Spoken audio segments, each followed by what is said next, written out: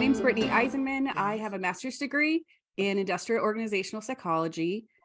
While I was getting my degree, I thought I would graduate and land in some big corporation and do some kind of like niche IO work. That's how I convinced my husband that it was my turn to go get my master's and he was going to put me through. I was like, oh, I'll for sure be making like $80,000 a year as soon as I graduate. It's totally worth it. Halfway through, I decided to become a consultant. So for the first time in my life, I was like 36, I think, I became an entrepreneur. And I started consulting around onboarding because early attrition was my my cornerstone master's project to graduate. And I loved that experience so much, I decided to try to make a go of it with a business. A couple years later, I found the creative philosopher who had created a model. He didn't really know what exactly it was, but I realized this is an organizational development model. I think it could work in the IO field for IO consultants. So in 2021, one of my clients agreed to be a case study for the model. This is a client I'm going to introduce to you tonight. We're going to go through a little bit of what that consulting gig was like. I've changed some things like their name and tried to make them fairly unidentifiable. So now my company name is Stokefire. I have now gone into business with that model creator. We are getting it out of his head into concrete tools and processes. We work with mission-driven organizations that are in transition or are about to step into transition. Today, you're going to meet this past client that was a case study, get a peek into some pre-contract negotiations, and I'm going to have you think through how you would handle a few things. There aren't any black or white answers when it comes to negotiating a contract. A lot of it is who you are and who they are and the preferences of both parties. So you'll get a chance on a real case to think through some things that could happen and how you might be able to help those go more smoothly. I'm going to introduce you to one of their employee engagement activities that they were planning when I first started working with them in 2021. We're going to analyze that from a few different angles.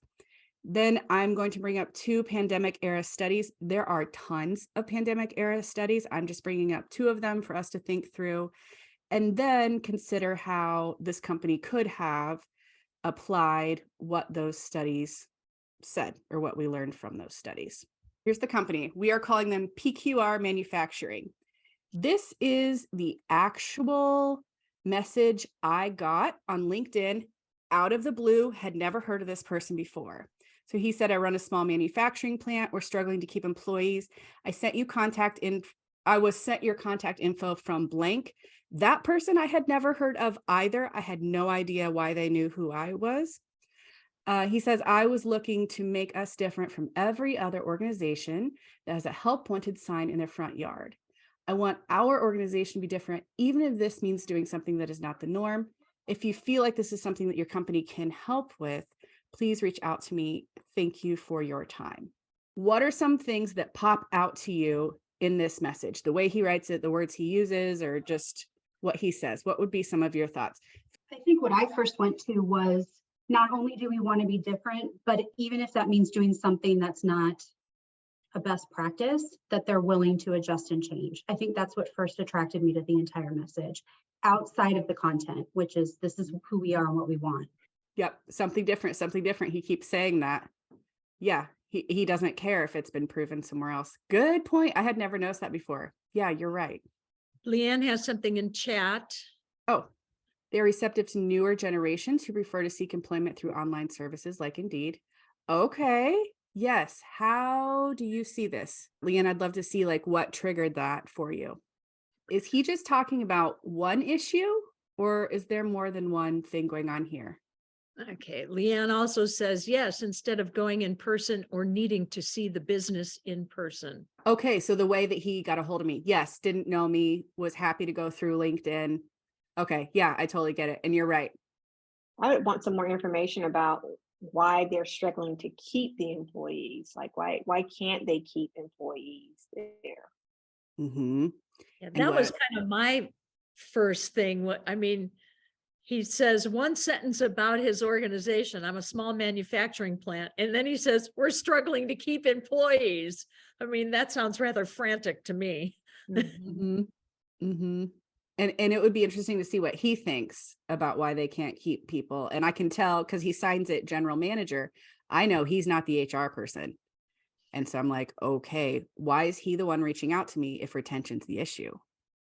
Why didn't HR reach out to me? Yeah, yeah. Then he goes into the recruiting. Okay, I can't keep employees. So what do we do about it? He wants to jump Yes. immediately to the solution. Yes, absolutely. Yeah, that sentence number 2 is we are struggling to keep employees. And then the rest of the message is how do we get employees?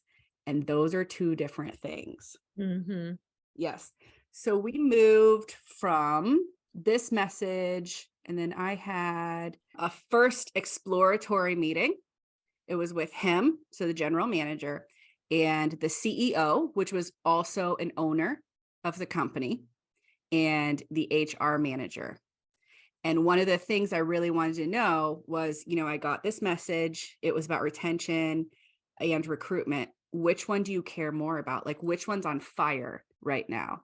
As a group, they went back and forth for maybe half an hour. Like, we'd go talk about something else and I would bring them back like, okay, which one matters? Because you're talking about both. And they finally landed on recruitment because I was like a recruitment consultant at that time. So I was in the room. So they probably felt like they needed to say recruitment, but yeah, it was something that wasn't clear to any of them. It wasn't just him. Something else in that exploratory meeting was I reviewed what they had tried. They had tried bonuses. So current employees got big bonuses if they brought in someone when that person started, when that person hit, I think, end of their training period. And if that person stayed 6 months, there were bonuses all along the way for that. They used lawn signs that they would hand out to their employees to put in their lawns. They used profit sharing for retention. And every single quarter, and I sat through some of these, they would each shift, because they're manufacturing, they had 3 shifts. Each shift would get a presentation from the CFO saying, this is how much the company made. This is what we spent on this. This is what we spent on that. This is what your profit sharing check will be this quarter. They hired a company to do some really slick marketing videos. They attended local hiring events and held job fairs on site and at places like even high schools for like high school seniors. They partnered with second chance programs for people that were coming out of addiction or coming out of prison or jail. They were paying for people to get transported from nearby cities. They were a little bit rural. And so they thought, oh, maybe that's the issue. And then they were also even hiring people who are a little bit just kind of outside of the culture. So this was an area where they weren't too far from a large Amish population. And so they were even reaching into the Amish population to see if they could hire them as well. They were being creative when he said, we want to be different. We want to be different. That first message, that is a thread that pulled all the way through this contract. They were willing to try anything, not illegal things, but they wanted the creative and the shiny, and nobody else is trying this. That was a big value for the whole company, but absolutely personally for the GM as well. Britni, do you know who came up with the ideas for all of that recruiting? I didn't ask exactly for each one. I did a lot of artifact gathering, and based on who was holding which documents, the more typical ones like the lawn signs were coming from HR. And this GM loved to talk with other manufacturers and go to like nationwide and statewide conferences and bring back the shiniest ideas. Okay. So the stuff like the second chance programs, hiring Amish, that was him. Okay. Yep. Okay, so we decided then that we would step toward going into contract between our 2 companies. So there were a few things when you discuss scope. This is just one part of the contract, but given that we just have an hour tonight, I wanted to just focus on this part of the contract because it can be the one that, especially if you are a small contractor, a small consultant, this can get out of hand and it can tank you. It can take your mental health. It can take your time. So this part it's good to think through things. So scope is things like timeline, the known issues. So if they think they know why retention is an issue, get all of their opinions on that. You need to understand the history as much as you can before you get permission to get into their documents and actually get at the data. Get some of those stories from them. During this time, I learned that there had been a death on the manufacturing floor 3 years earlier of someone that was beloved by absolutely everyone there. That's something I need to know. That's very important. I need to know their desired outcomes and their best case scenario, because that points me absolutely to what do they really care about. How much employee time can be reserved for the project? So I need to know if I'm going to be surveying people, and if I'm doing it in person, how much time are you going to allow me to take people off the floor? I need to know who's my coach, who's my contact that will be my contact throughout the contract, and how much time do I get with them? I was asking for, it was the HR person for this contract, and I was asking for hours of her time at the beginning of the contract and at the end. First to get established, get a lay of the land, and then at the end, implementing our solution. So I needed to know they understood how much I believed I needed and that they were okay with giving that. With scope, you can also talk about access before you sign the contract. So I called this gathering artifacts. I wanted to be able to walk every step of their land inside and outside the buildings and document stuff, videos and picture. I wanted into the HR files. I wanted to see all of the initiatives, wherever those were. I wanted to be able to see those. Exit interviews, turnover data, all of that, everything they were willing to give me, I wanted. So I let them see my list of asks before the contract so that they can push back and they can negotiate and say, you know, in some cases they said, we've never tracked that. We don't have that. Different fields are different, industries and fields are different. So some are required to track things that others, even no matter what size the company is, they don't track those things. There is also what is absolutely out of scope. Some projects you end up having to go places you didn't know that you would need to go in the company, but I'm never going to do a financial audit on you. I haven't the slightest clue. I'm never going to do any kind of legal HR audit. I'll pull in someone or help you find someone to do those things, but I'm not going to be doing those. Manufacturing, I'm not going to be doing a safety audit. I don't know all the ISO rules, and I'm not going to learn that for a single contract. So they need to understand what is out of scope for me. If they want that, then we can talk about whether I'm pulling in a subcontractor that has all the certifications or all of the knowledge that we need, if I'm helping them find someone and they're paying me for that, or if they're going to pull someone in before or after my work with them. Was there anything during this time of the meeting that you determined with the team that would be out of scope that you wouldn't be able to touch? I don't think they asked for anything that I didn't believe I would be able to touch. The challenge with this team was more that they absolutely didn't know themselves. The problem wasn't at the front end asking for the moon. It was that they didn't know their challenges. Leanne says, how do you encourage access to the staff? How often are you able to work directly with the staff? So I frame this as my work is phased 1, 2, and 3, or I did at this time with this type of work. And I would say phase 1, I will be on site multiple times a week for many hours. I really want to sit in team meetings and observe, sometimes depending on the demographic that I'm surveying. So different stakeholder groups get slightly different surveys. I will want to do those in person. I would explain all of that, and I ask for access to everyone. Now, I've had other clients where they were very strict, and I would say at minimum, I need to get access to 50 employees out of, maybe 500 that they had. And they only gave me access to like 12, which felt very binding to me to be able to come up with something that would actually be useful. But those are the kinds of things I asked for. I really asked for the big, like the maximum that I think I'll need. And in this case, I asked to be able to contact all of their ex-employees that they had contact for, their current hourly, so manufacturing floor staff, and then all of their salaried staff, which was in the office. So 3 different stakeholder groups.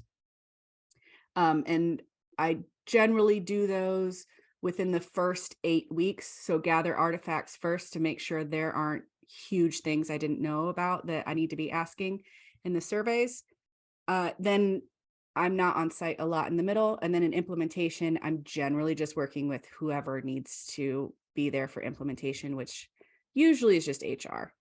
It can be different depending on what's ends up being needed, but I want to draw a little attention to a remark you just made. You Mhm. said the first 8 weeks, is that what you said? Mhm. We tend to think when we're gathering data that it's going to be a much shorter time. Mhm. 2 months of gathering data in Yeah, this client. So just be aware that it always takes more time than you think it's going to take. yeah. So actually, this leads up to one of the questions I am going to ask, which is why this stuff takes way longer than it should. What if they end up being terrible at getting stuff to me when I need it? How might you build protection for the timeline into a contract around this? So if you're the contractor and you can't predict this, but once you get into the contract, you're asking for artifacts, something you don't have access to, their data, and they like ghost you for a few weeks or just kind of don't get it to you. How might you be able to help yourself with this in the contract? I'd love to hear your ideas. There's no right or wrong answer. Chuck asks a question. When you say artifacts, what are the key artifacts that you personally look for? This adjusts somewhat case to case, depending on the company and the challenge that they say they have. But turnover data, anonymized exit interview data, their efforts, anything that points to trends. In this case, that death. I really wanted to see all kinds of employee data like right before that and for the 6 months after that too, to see how it impacted the turnover and what types of people were leaving, how long had they been there, how did it impact long-term employees, all of that type of stuff. But in general, it's related to HR data, stuff that you should be able to pull from like ADP for the most part, or whoever you're using to pay your employees. I'll also pull demographics, gender, age, things like that. Okay, so back to the question. Yes. Okay. So let's say the company you're contracted with is terrible at getting you what you need and you are handcuffed. You can't do the next thing. How might you be able to prevent that problem in your contracting? Maybe build some touch points along the way so that there's communication as far as your progress. Mm-hmm.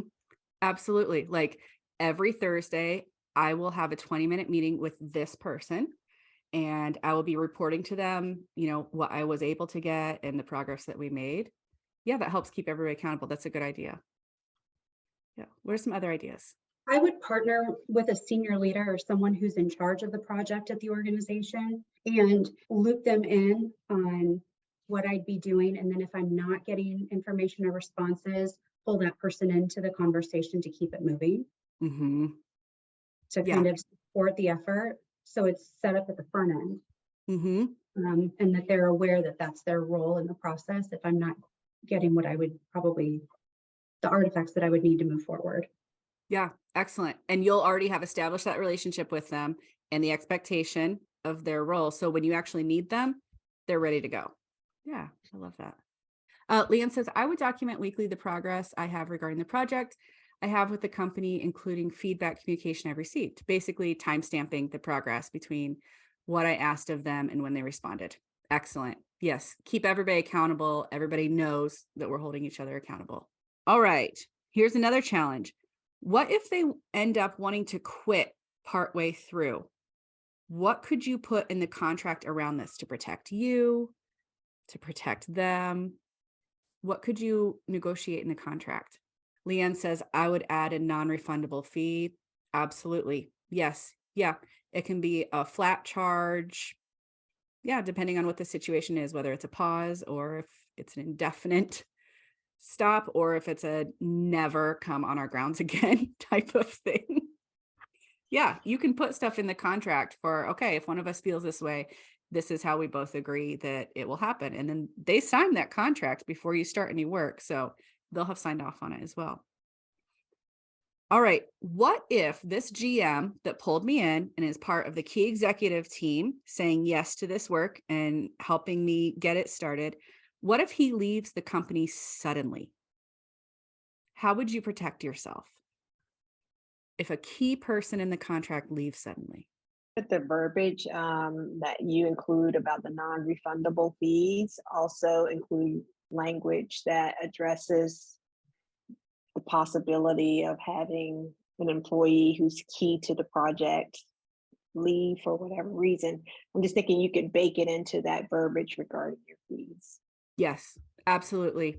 And you should, because what this does is it kills your timeline. You're never going to be able to get done in the time that all of you thought you would, which if you're a small consultant, that means you have to go find new income for that pause that might become a forever stop because you don't know. Because a new GM isn't going to want to come in and continue a project that somebody else started. That new person will always be resistant to going forward at all. If that person comes in, you're going to have to get them up to speed. Nobody internal to the company can get them up to speed. It's going to have to be you. And that is time. And you're still waiting to continue the project. So yes, Cheryl, it's an excellent idea to go ahead and bake that in. This is the expectation if one of the key people in the organization that are working with this contract leave. Yeah, you've lost your champion too. Mm-hmm. Oh, absolutely. It's so painful. Leanne says, in your contract, do you address it to the entire organization or that key person? Is the contract between you and just the individual? Oh, okay. Good question. So the contract is between the two companies. So between Stokefire and PQR, the bills get submitted to the company. They write checks to Stokefire. However, you can address things to individuals in the organization. I don't put names in the contract. I put roles. So like if the person in the GM role leaves, this is how much it'll cost for me to get the next person up and running. And this is how much it'll cost if it's more than a 3-week pause, all of that. What do you think you could do with a contract if there's stuff that you think might be needed, but you can't tell yet? So in this case, someone passed away. It was a tragic accident that was absolutely avoidable. They didn't take a safety step that they should have. It was the employee's problem. I don't know if there are safety issues and I'm going to need to pay some kind of safety expert to pull in. I just don't know yet. But I do know that this thing happened. It's a really big deal. And I have no idea how it was resolved, what they did in actuality to make sure that thing never happens again. So that was something in this contract I didn't know. What do you think you could do in this case? So you don't, at that time, did you know whether or not like the person had a heart attack or if the person had an accident as a result of doing the job? You didn't know either one yet? In the exploratory meeting, they were pretty open. I didn't get access to how emotional it was because they told me pretty quickly. Later, there were lots of tears while people explained to me exactly what happened. But in that meeting, the exploratory meeting, they told me he made a mistake. We thoroughly looked at it. This is what happened, based on what I understood about what they do at that time. Okay. And they did say, absolutely unexpected. We had what we thought we needed to have in place and that it impacted everybody because he was so beloved. Okay. That's what I knew at the beginning. All right. Yeah. But I didn't know if I could trust their belief that it was his fault at that point. So what was your question again? Just to go back to the So question. let's say safety is a huge part of their retention. And I find that halfway through, people are bouncing because they don't feel safe. So that would mean I need to pull in a safety expert. And I don't know how that's going to go. Am I paying a subcontractor or do I have to go find someone? So how could I build into the contract that this possibility might happen? I think that when you're dealing in manufacturing, there's probably a few areas to consider that might be broken that you have to look at on the front end. So safety isn't just one of them. There might be like labor laws and union issues that you have to take into consideration. There might be HR and OSHA factors that you aren't thinking of. So based on just the industry, I would say at the front end, there may be certain experts that we need to pull in. These might be examples, but not necessarily limited to what could be a possibility, and then work that into the contract writing so that they understand that they're on the hook for those. But it's also helping them understand at the same time that those big issues can have huge impacts on their long-term retention. And that even if it's a small cost up front, it will pay in dividends in the long run. So, but I think if you look at the front end of the industry, you could probably, if you in your brain went to worst case scenario, Mhm. who are some experts I would possibly need to bring in based on laws or regulations? And I think I would put that in any contract, to Mhm. be honest. My thinking is that if it's something that I know about, I could subcontract somebody in, like labor law or HR or something like that. But if it's OSHA, I don't know who to get in touch with for OSHA, or things outside of the realm of my knowledge. So I could put that up to them. Would that be the way that you would handle that? You could. They should have all of those contacts. Yeah. Absolutely. So it should be one email for them. Yeah. That Yeah. they would be paying that person, but if it's somebody you're subbing, Mhm. then they would pay you for that and you would pay the sub. Yeah. But if they are getting certified or have regulators, they should even be able to get access to that for free. Yeah, true. Question answering and stuff. Yes. Yep. In the contracting period, not just around scope, but things like the cost of the job as well, you need to defend around what you know you can deliver as related to their best case scenario. If you get greedy around money, or if your ego kind of gets in the way, that's my problem most of the time, and you think, oh yeah, for sure I can do that, meh, that's great, I'll figure it out on the way, that can be really harmful. So while you are negotiating, make sure you're defending your ability to deliver what it looks like they need and what they're telling you that they need. So kind of think of yourself as a defensive negotiator. You're protecting what you believe you can give them. We're going to talk about one of their employee engagement initiatives. While I was there, they were working on a summer picnic. They did this most years. This was 2021. So it was the second year of the pandemic. This was a worksheet that I got access to that was essentially the planning. So you can see it's off-site, but not too far. They were making sure they had all kinds of food. Families were invited. They had kids entertainment here. And then they have gifts. So maybe some kind of like competitions. So they have these like not too bad of gifts, like camping chairs, gift cards to, this is the Midwest, obviously. So it's like Applebee's and Texas Roadhouse. Don't hate on us. Beer pong. This was the planning sheet. This was what they put up for the hourly employees and probably emailed out to the salaried employees, just saying when they were going to have this, bring your family, a little bit about the types of things they were going to do. And then this was a sign-up sheet, and they gave an example so that people knew exactly how to fill this out. So what are our initial reactions to this employee engagement activity? And I will take you back through it. So this was some of the planning. This was how they told everybody that this would be happening. They posted this up by the clock-in area. And then this was the sign up. Kids under 7, amount of people that want to play cornhole. What do we think about this employee engagement initiative? In chat, it's dry. Okay, so like low effort, not super enticing. It's a thing we're doing. All right. Okay. I guess I will elaborate more on it. It's just Okay.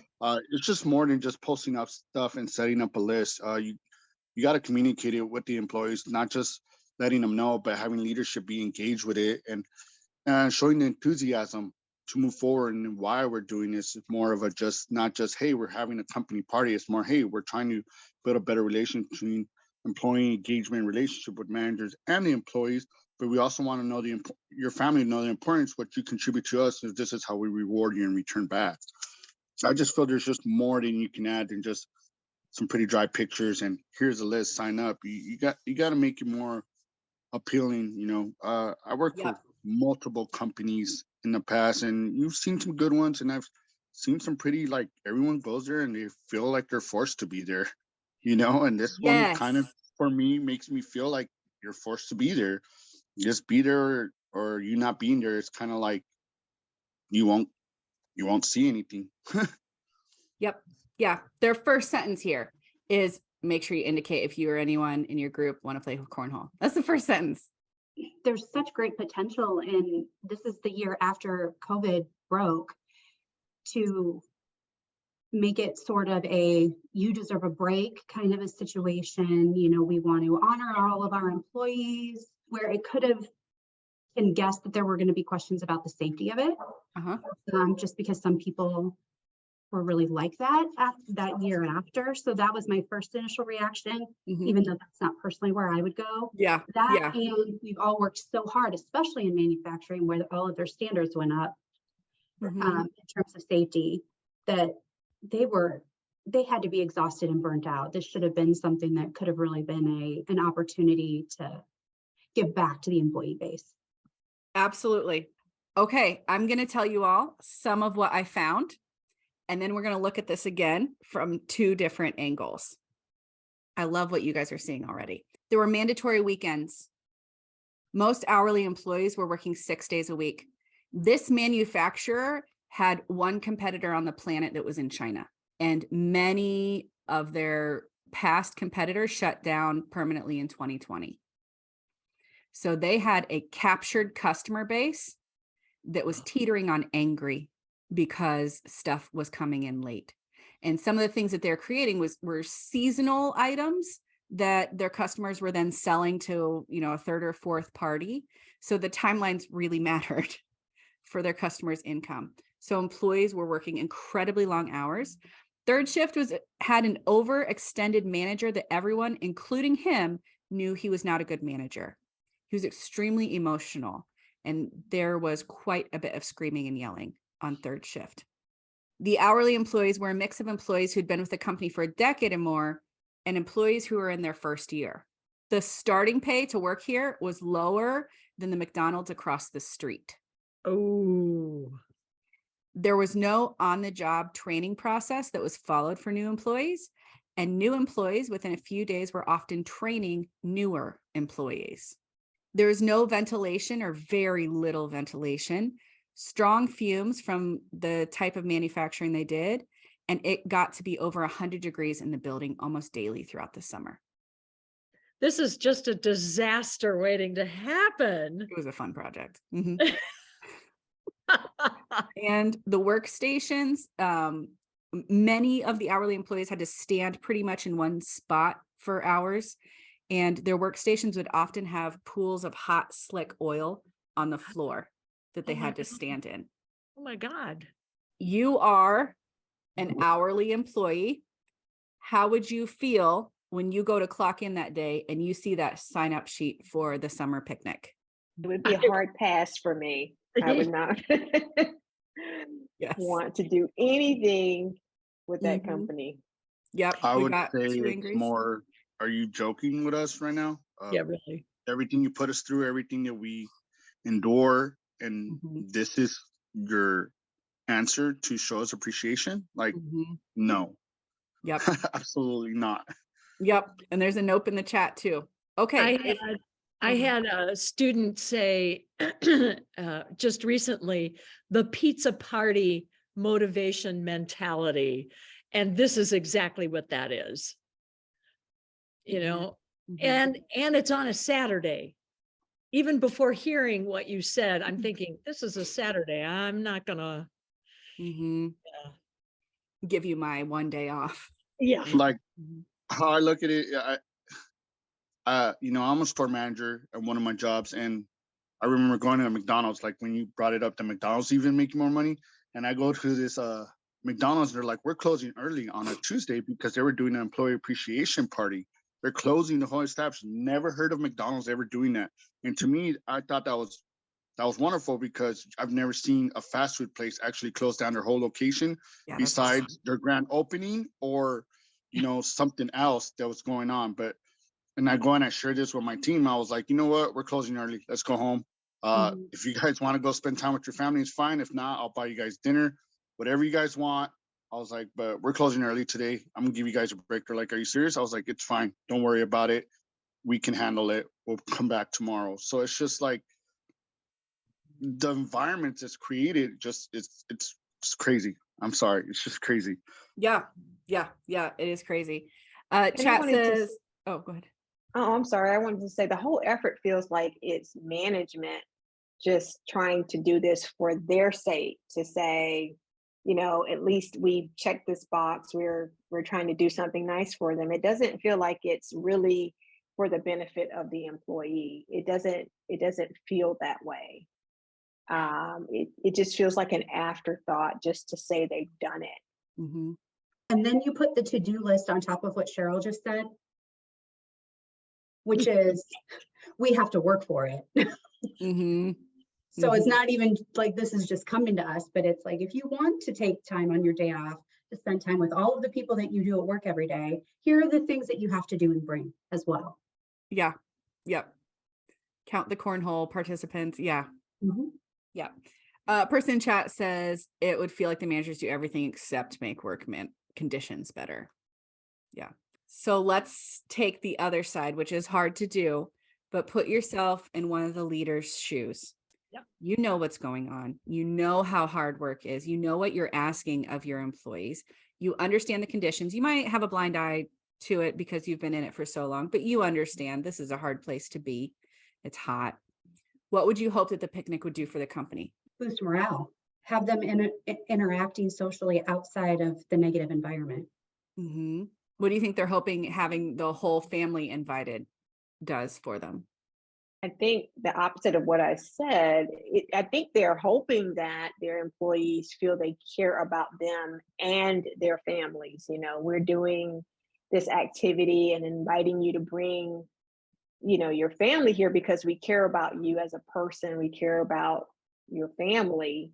It was a half-hearted attempt, I think, to throw it together. It looks like it was done last minute. I don't know, but I think the outcome of that might be, that you want the employees to feel like you do care about them, and it's not Yes. just about them working. Yeah. Yeah. The whole we care about you so much that you can bring your family here. They want that to really be received by the employees. I agree. We're going to go through some pandemic era research studies pretty quickly. At the end, I'm giving you the where you can find these if you want to read through them. The first one was done in 2021. It was actually done in Europe, not the US, mostly in Spain, it looked like. They studied employee engagement and well-being in COVID-19 and the 5 C's model. So the first was conciliation. In the context of this study was if employees perceive fairness in decision outcomes, essentially stopping frustration or anger during COVID. They believed that employees will be more likely to feel engaged. Turnover intention would decrease, which is a big deal when you're talking about employee engagement and retention, that turnover intention, and leading to increases in satisfaction and well-being as well. Cultivation, this was referring to feedback, security, empowerment, fairness, growth ability that employees believed that they had in this organization, even in the middle of the pandemic. Confidence, for this study, confidence means in the org's ability to help them avoid catching COVID at work during the pandemic. So essentially, what is the company doing to keep me safe? Compensation, pay and incentives should be based on the new work environment. Don't use old models. Look at the risks, especially the health risks that your employees are taking, and pay them accordingly, give them incentives. And even if there are non-pay things you can do to support them through this time to help with engagement and retention. And the final one was communication, vertical and lateral communication, as well as encouragement and allowance for bottom-up feedback.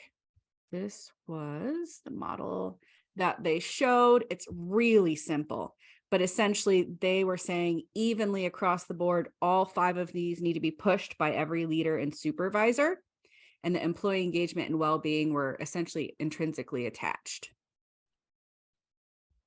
what might PQR Manufacturing's leadership want to apply from this study? So we can talk about within the scope of the summer picnic. What can they try to get at, or which of these boxes might they be able to check? I think it would be awesome to give them a choice on the compensation side Mhm. to either participate in the picnic, or if not, they'd rather not and take a day home with their family, have an additional day off. I love that. Creative. What was conciliation again? Conciliation was essentially stopping frustration or anger. So if the employees perceive fairness in decision outcomes, they are more likely to feel engaged, and turnover and tensions decrease, leading to increases in satisfaction and well-being. So essentially, the employees speak and they see the organization do something that they perceive is fair, and that they had, some sway in that.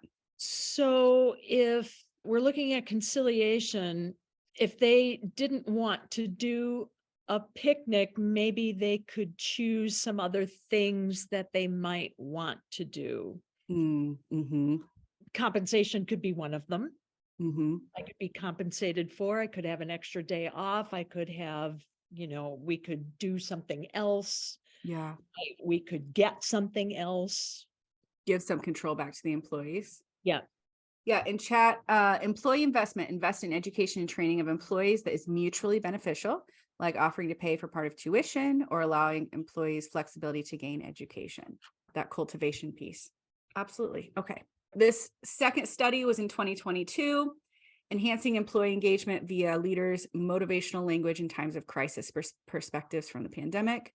This essentially looked at how leadership communication strategies countered crisis negativity to contribute to engagement. This is a little more complicated. I'm not going to go through all of it, but we will define each of these three. So the direction giving language among the findings was a converse relationship between clarity and specificity of the leader's communication and the crisis negativity of employees. So the clearer and the more specific that the leaders were when they are saying, we need to do this, your role is this part in it, the less negativity was seen in those employees that received that type of direction from their supervisor. Empathetic language. Empathy was demonstrated in three ways. First, in the words themselves, both reciprocal and directive. So when they were understanding what the employee was saying, maybe getting some feedback, putting empathy into those actual words. Secondly, nonverbals, with or without verbals. So essentially body language, which all of us understand very well, the power of that. And then thirdly, investment behaviors, such as taking the time to understand the employee's struggles, acknowledging their perspectives, and applauding their efforts to overcome challenges at work and even in their personal lives. So maybe if a supervisor didn't have time to work through something, they say, next Tuesday, let's meet at 10 a.m. I want to understand this better. And then coming back and actually doing that. And the third was meaning-making language. So tying the employee's work directly to the forward movement of the organization's mission. And this can be tricky for like IT or executive assistants. It can be hard for them to understand how what they do helps the company's mission. So when supervisors are able to help the employee not only think through that, but they understand how the employee's work pushes the mission forward, and they say that was extremely helpful as far as the employee feeling more engaged. Let's bring this back to our summer picnic example. How might leaders use this information to better ensure the picnic helps employees become more engaged? And I'll take you back to the graphic. I think this kind of goes back to what I was saying at the front end of the picnic, which is that empathetic language piece, which is we know how hard everyone's working and how difficult, especially in manufacturing, because there's that with supply chain issues at that same time.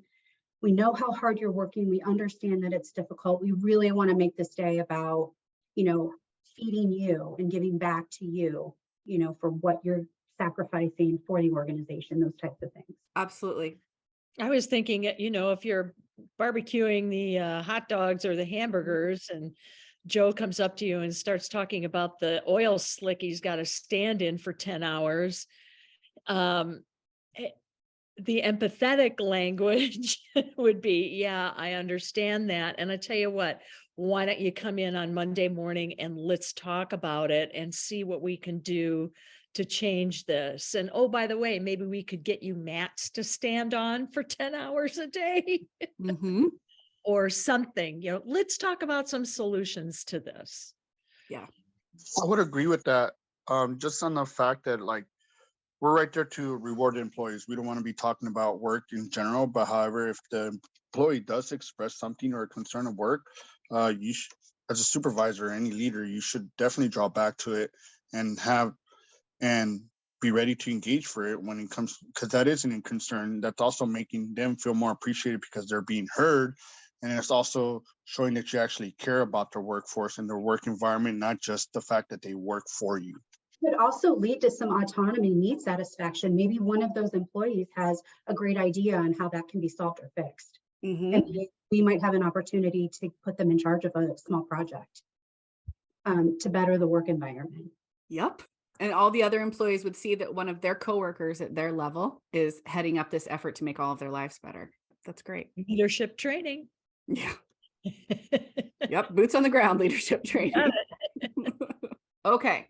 With the summer picnic, how could they have gone about planning better so that it supports employee engagement and retention? They could put somebody in charge of it who's really excited about it, who believes that that particular activity is really going to bring meaning to the employee base of that particular manufacturing Mhm. plant. Yeah, like I- Chuck said at the beginning, it looks like whoever wrote that stuff is bored. A lot of declarative sentences. I would say along the lines of what you just said too is, delegate this activity to your employees. Let them plan this picnic. That way they get more engaged and they can make it more fun and something that they think their peers would enjoy. Absolutely. It's very top down the way it's written. Okay. Actual execution. Now, I did not go to this event. It happened after the time period where I was on campus intensely. So they had cornhole and they were barbecuing and they had some bubbles for the kids too. Now, in manufacturing, salaried people are pretty separated from hourly people. So how do you think they could leverage some stuff there to create more connections across the whole company? Yes. This is an opportunity to think about the different types of people in your organization, your extroverts, your introverts, getting people to do team type of activities to get them enmeshing a little bit better with each other who might not necessarily work the same shift Mhm. or work at the same level, but having a thoughtful, planned out strategy of activities Uh-huh. to make sure that we're including everyone. Yeah, cornhole might not be accessible to everyone. We know that at least one of the strengths of this organization from the very first time we met them is that they are not afraid to be creative. But like Chuck pointed out, this was like a boring event. So how could they maybe have leveraged some of the natural strength they already have that's native to the organization for this? There's a fun person in every organization. Mhm. That person should be in charge of thinking about like the creative ideas. I know I am not that person, but I Uh-huh. know exactly who to go to for that kind of out of the box thinking. Going to those people. Oh, I just had a thought. How about paintball? Oh my A word. lot of frustration I out, right? actually did that once for one of my companies. We all voted. It was either golfing, paintballing, aero tag, or I forgot a beach party, and everybody decided to vote paintballing. And at the end of the day, it was because most of us were security guards versus the bar staff, and then at the end, it was 3 versus the whole bar staff because we were all Marines. But it was still fun and it was great. And at the end of the competition, the CEO said, "Well, we're gonna do a gauntlet, and I'm gonna run through it, and you guys get to shoot me as much as you want." And it's so some people are like, "Wow, that's pretty miserable," but at the same time, it's more of, I do appreciate everything, all the hard times you guys deal with the guests. He's like, "I'm not always Great there, idea. but this is your chance to show me what you feel." And I thought that was creative, but so also unorthodox. Yep. That That's it is. great. Whether they do this well or they don't do it well, what are the risks to essentially the company of having this event? It changes nothing. It Mhm. could have no impact on morale, on their retention rate. Nothing changes. Yeah, they'll have spent the money and the time, and we're not moving the needle. One of the kids brings COVID to the entire workforce at the picnic. I mean, you don't want to not do things because of that, but I mean, you have to consider that as a risk, in your analysis. Mhm. What if all of those people are going to be out of work for the next week or two? Absolutely. And Leanne says in chat, it can be divisive or competitive among staff. It could surface the conflicts that exist, perhaps maybe between management and staff or individuals, teams. It could really leave people more entrenched than they were when they showed up. Yeah. These are the resources that I use, the 2 studies. This Tao one in 2022 is a really fantastic study. If you like reading through studies, I absolutely encourage you to read that one. I'm happy to talk more. We're at time, but if any of you have questions about this client, I have plenty of stories about them during the time that I worked with them. But I'm also happy to share more about, contracting and being a consultant or anything we talked about today. Before everyone leaves, I do want to make a plug for you, Britni. Britni, every quarter runs a free seminar, basically. Ask Britni anything. And I've attended all of the sessions that she has run. I find them incredibly fascinating. I learn something new all the time. Britni she talks about contracting and getting clients and the mistakes she's made. God bless her. All of The them. successes she's had. Very down to earth. I highly suggest that all of you stay in touch with Britni on your Facebook page as well as LinkedIn. Yes. Yeah, I'd love to connect with, if any of you want to connect with me, send me a connection request. I'd love to. I'm really happy to talk to in DMs if you have questions, if you're And interested she in is one of consulting. our program's most ardent supporters. So stay in touch with Britni. Yeah, I'm happy to stay connected. During your time of your contract, did you at least notice or were able to see better work conditions and better turnover rates than what they had? Did you actually, was there even a possible improvement of all that you had against you, I guess? This contract did not end with me happy with where we were. We gave them what they asked for, but their ability to execute was so poor that it actually changed the way I do consulting now.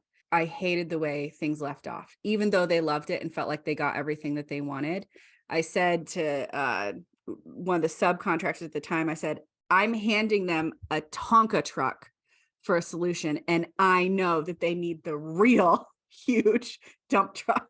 Like, I know the whole solution that they need, but they cannot handle it.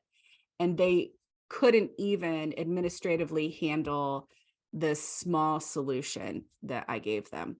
One of our recommendations was that they needed to go get this type of person and bring them into the organization. And they were very resistant. And we were clear, you cannot change until you bring this type of person in. And they tried to get there, and they've been working on it. I stayed connected with the GM, but they still have struggles today. So Yeah. how did that change your means of consulting? As consultants, it's easy to come in, find the problem, tell them what the problem is, a few solutions, and maybe like build the solution essentially and help them implement it. That's how I ran consulting before. After this, especially, I realized you have got to coach all the way along from the very beginning, all the way through implementation. You can't just assume that they can handle change and understand change management themselves. All consulting is change management. I mean, beyond the point of you telling them this is your problem, it's change management. And I knew that, but I didn't understand it. And this case helped me understand if I'm actually going to do any good for companies and not just take their money and give them a solution that looks good on paper. I have to find some good coaches to partner with. I'm not a coach, but I know that that's needed. Someone asked, what are the best non-monetary incentives to boost employee engagement that worked for this specific workplace? I don't think any of their attempts worked in this place. Let me think through. I don't think they had any, and I probably shouldn't say this. I guess you guys don't know who it is anyway, but their salaried staff hated their hourly staff and believed that they were trash people inherently. Oh, how horrid. It was horrid. I hit stop on the contract with this client multiple times and said, if this doesn't change, I'm out. I don't want your money. And that was one of the things the first time I heard it, I was like, surely this person's having a bad day.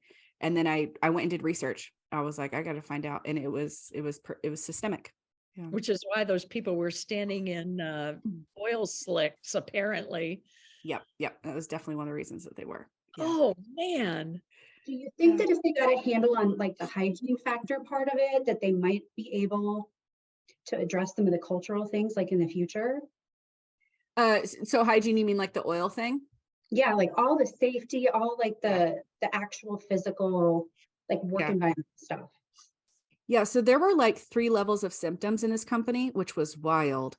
So the oil was a top visible symptom of lack of investing for the future.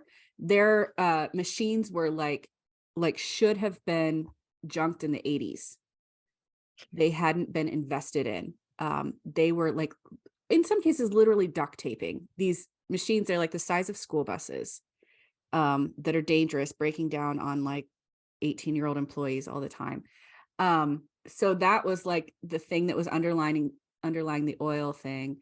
And then under that was a lack of vision from top leadership to know to invest.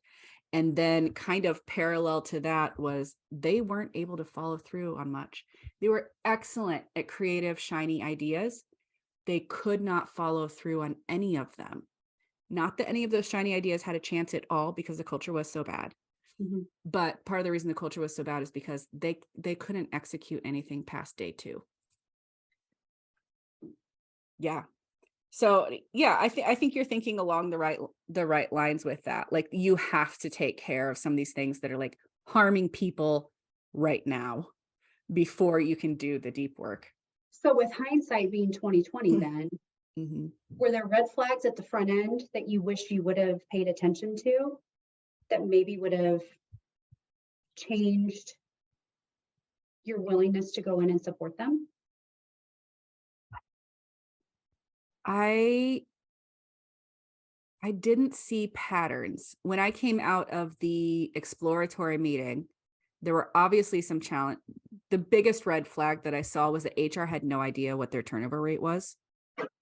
And I was like, why do you not know this? And why is nobody holding you accountable to know this? And thank you, baby. And that should have been like a red flag. What in the world's going on? I didn't dig into that until after. Mm-hmm. But as far as the patterns and picking up on those, I don't think I could have seen them until I got on there because they didn't know what their problems were really at all because they were just right here and all of them had been there so long. Leadership was just in manufacturing, I'm guessing, right? Meaning they really didn't understand business execution and management skills and that kind of thing. They just knew manufacturing. The CEO owner, this was the only job he'd ever had. His whole career was this tiny company in this building. The company hadn't grown or changed much. And almost all the other top leaders, a lot of their leaders that were 1 or 2 levels below the executives were absolute experts in the very specific thing about manufacturing, that was really cool to get to know them and their expertise. But yeah, I think you're right. I don't think they really pulled in many people, if any, into leadership that were outside of manufacturing. And then that's a double shame because they're leaving their employees in such an unsafe way. I mean, at the very least, they should have been operating in according to OSHA standards.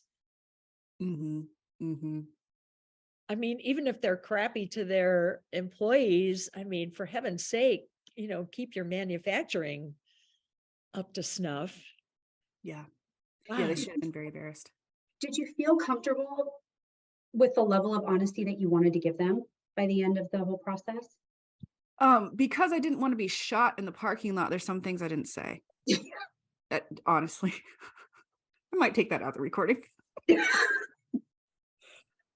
Yeah, I would say, so this job is the reason I went into partnership with the creator of the model, because we found so much that I never would have found with all the other models I had learned if I'd been there 100 years.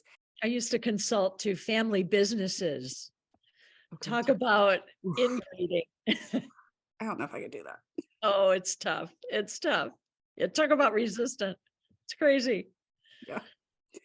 Someone says, who is the least receptive group or individual in the organization? Okay. So I think about receptiveness, and I might be wrong, but this is how I think about it, is willingness and ability. Yes. So they're almost, make sure I'm right about this. I had one extremely resistant key leader.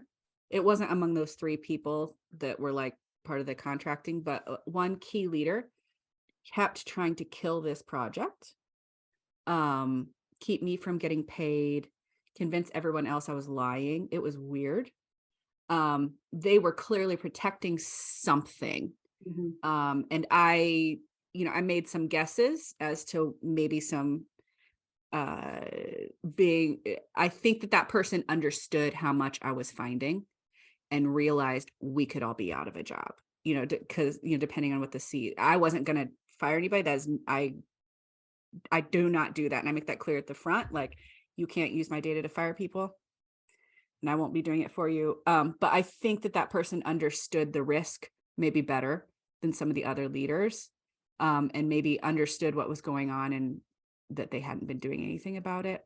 So that was an extremely resistant person. There was a lot of willingness, I would say, to participate in the surveys, especially ex-employees. That was really fun. But everyone was willing to tell me things, whether they were angry or, kind of burned out or whatever. I didn't find a lot of resistance to my questions, even though they pulled at some scabs. Ability was pretty lacking. The employees of the company, even if they've been there for decades, that were very able to handle change and push change and saw what was needed, those were essentially hacked off at the knees one way or another by everybody else's ineptitude. And there was a lot of lack in ability in leadership to do the thing that they wanted to do and that they said they would do, and that they absolutely, I could tell all of the willingness was there. Yeah. And as you were talking, I was thinking how difficult it is not to be drawn into the I'm trying to use a word other than sick or ill dynamics, but those are the words that come to mind, getting caught up in those dysfunctional dynamics, organizational dynamics, and staying separate of it so that you can do appropriate work. Mm-hmm. Was your question how? No, I guess I was just commenting that Yeah. that's a difficult thing to do. I think the opposite would be true as well, like not getting overly invested in the outcome that you want or that that they need, but don't have the ability to get to. Yep. Boundaries. Both sides. Mm-hmm. Yep. Yeah, I came from the social work world, and my husband's a therapist, and a social worker will bend over backwards to get you what you need. A therapist will not work harder than you because they can't. It will do you no good. Whereas a social worker will kill themselves to like get you the thing, whether you want it or not. And I have to think about consulting more as like, I will not give more than you give, because it will not be helpful when I walk out the door. I can't bend over backwards and get totally invested. I can have big feelings about your decisions, But yeah, I can't work harder than the client. Leanne says, when's your next event? I have so many more questions. Leanne, feel free to DM me on LinkedIn. Yeah, I'm happy to respond in writing because I can fit that into the cracks of my day. I have not scheduled my first quarter Ask Anything event, which might be what you're specifically asking about. I think it'll be in March, just because life feels crazy right now. But And yes, Britni is extremely busy, so we're very happy that she does the Ask Britni Anythings. yeah, so I think I haven't found or even really thought about who to bring in to do the Ask Anything with me either, but I will put it on my LinkedIn. I share a lot of stuff in the what's it called? IO Psychology Career Hub group on LinkedIn. I generally put a lot of my IO specific stuff in there and try to keep kind of my personal posts for my business. So if you join that group, which they'll let you in, I generally always put my updates there. All right. Is that the one that Kelly Jasmine Kelly? oversees? Yeah. Yeah. And Kelly is on our faculty, by the way, folks. I saw that she, got brought in. That's exciting. Yeah. Yeah. Yeah. She's a good one. Okay.